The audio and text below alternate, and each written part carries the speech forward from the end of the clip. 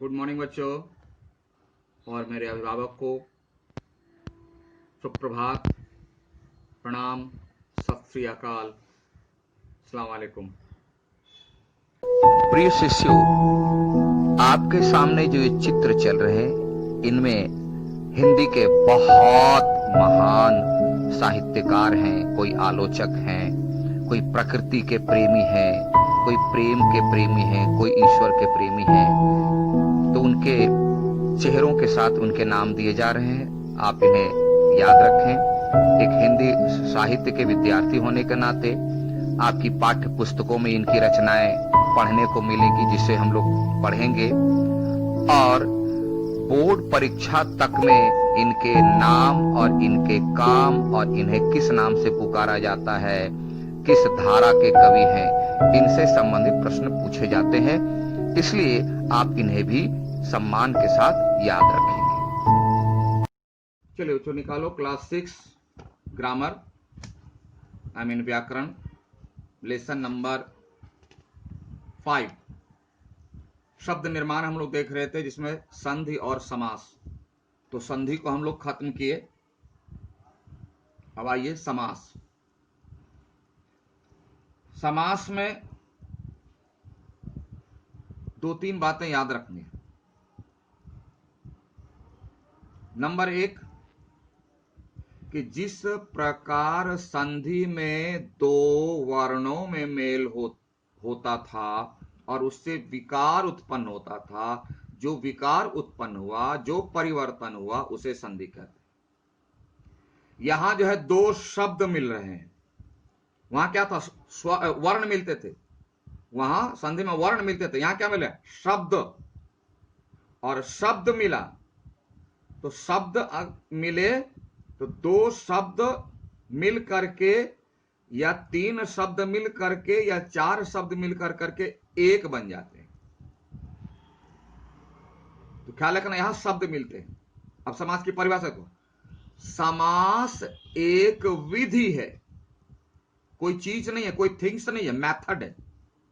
समास एक विधि है, एक प्रोसेस है, एक प्रक्रिया है, जिससे अनेक शब्दों को छोटा किया जाता है। बहुत साधारण परिभाषा। समास एक विधि है जिसके द्वारा अनेक शब्दों को छोटा किया जाता है, यानी अनेक शब्दों के लिए एक शब्द बनाए जाते हैं। अनेक शब्दों के लिए एक शब्द बनाए जाते हैं, सिंगल वर्ड। और सिंगल वर्ड की पहचान क्या है? एक शिरोरेखा,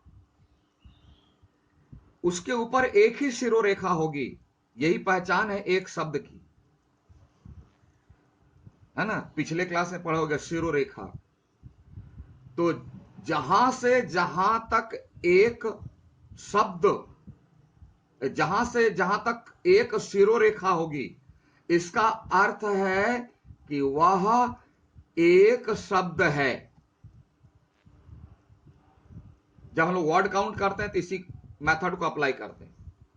तो आप समझ गए, समास एक विधि है, प्रक्रिया है, तरीका है, ढंग है, मेथड है, जिससे अनेक शब्दों को छोटा करके एक बना दिया जाता है। एक एक, और उसके ऊपर एक ही शिरोरेखा होती है।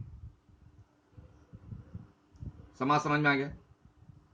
अब देखो दूसरी बात, इस विधि से, यानी सामासिक विधि से जो एक शब्द बनते हैं,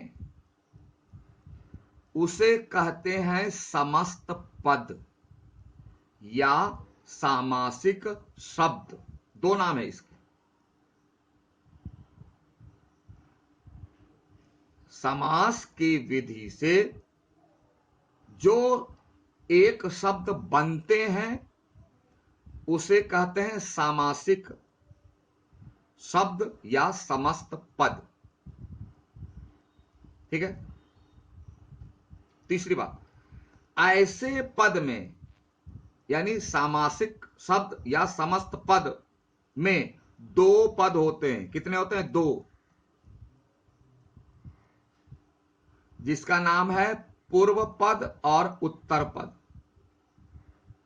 अगर समस्त पद को या सामासिक शब्द को हम अलग करेंगे, तो उसमें दो पद हमको मिलेंगे। अलग नहीं भी करेंगे तो एक शब्द को ध्यान देंगे तो वहां दो पद मिलेंगे,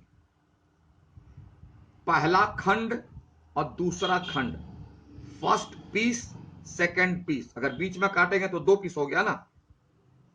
जैसे ये एक है, समस्त पद है, दो हो गया, तो पहला दूसरा।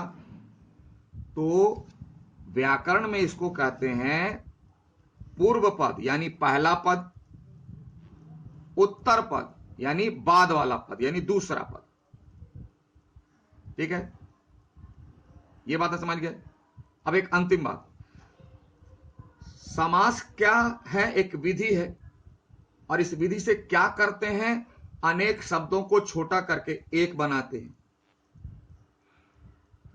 और फिर जो एक शब्द बन गया अब उसको फिर तोड़ करके अलग अलग कर देते हैं। तो इसको बोलते हैं समास विग्रह। अनेक से एक बना दिए समस्त पद, और समस्त पद को फिर तोड़ तोड़ करके अलग कर दिए। तो अलग करने का जो मेथड है इसको बोलते हैं समास विग्रह। विग्रह मतलब अलग करना। और लिटरेचर में विग्रह का मतलब मूर्ति होती है, झगड़ा होता है, विवाद होता है। व्याकरण में विग्रह का मतलब होगा अलग करना, अलग अलग करना। ठीक है, इतनी बातें समझ में आ गई। अब एक बात और समझ लो तो समास के पूरे भेद समझ जाओगे। हमने अभी अभी कहा कि समास एक विधि है जिसके द्वारा अनेक शब्दों को छोटा करके एक शब्द बनाया जाता है। एक शब्द, और इस एक शब्द में दो पद ज्वाइंट रहते हैं, दो पद मिले हुए रहते हैं। अगर इन दो पदों को आप ढूंढ कर निकालने का तरीका सीख लिए, समास खत्म। और इन दो पदों के नाम है, पहला है पूर्व पद और दूसरा है उत्तर पद। पूर्व पद मतलब पहले वाला पद, और उत्तर पद मतलब दूसरा वाला पद। तो पहला और दूसरा पद तुम अगर निकाल लोगे तो समास के जितने भेद हैं आराम से याद होगा, पहचान भी कर लोगे। ये उत्तर पूर्व पद और उत्तर पद याद रखना।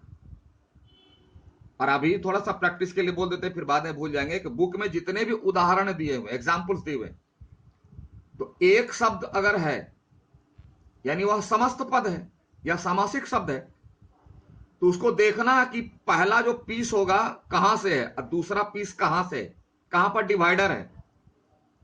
तो डिवाइडर के पहले वाला पहला पद यानी पूर्व पद, और डिवाइडर के बाद वाला उत्तर पद यानी दूसरा पद। बस अगर इतना समझ गए सब खेल खत्म। कैसे? अब देखो, ये दो पद में क्या लिखना, कभी होगा पहला पद इंपॉर्टेंट, जिसको बोलते हैं व्याकरण में पहला पद प्रधान। प्रधान मतलब इंपॉर्टेंट, वैल्यूएबल।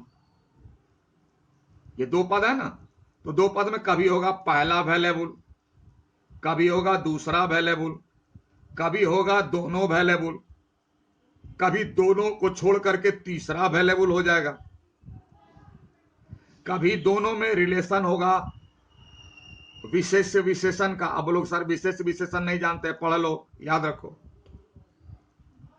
कभी दोनों में विशेष विशेषण का संबंध होगा, तो कभी एक नंबर होगा, डिजिट। बस यही चक्कर है, दोनों में कैसा रिलेशन है, इस रिलेशन के आधार पर समास के भेद हो जाते हैं। अगर तुम उत्तर पद पूर्व पद और उत्तर पद निकालना सीख लिए, समास के सारे भेद याद, कोई भी शब्द मिल जाए उसमें कौन सा समास है याद। तो समस्त पद में ढूंढना है कि दो पद कौन कौन है, और पहला यानी पूर्व पद कौन है, दूसरा यानी उत्तर पद कौन है, और यही दो पद पर पूरे समास के भेद हैं। जैसे फिर से याद दिलाना, कभी होगा दो है, मान लो दो पद है, तो कभी ये वैल्यूएबल हो गया, ये एक नंबर पर, ये दो नंबर पर। कभी होगा ये एक नंबर पर वैल्यूएबल, ये दो नंबर पर।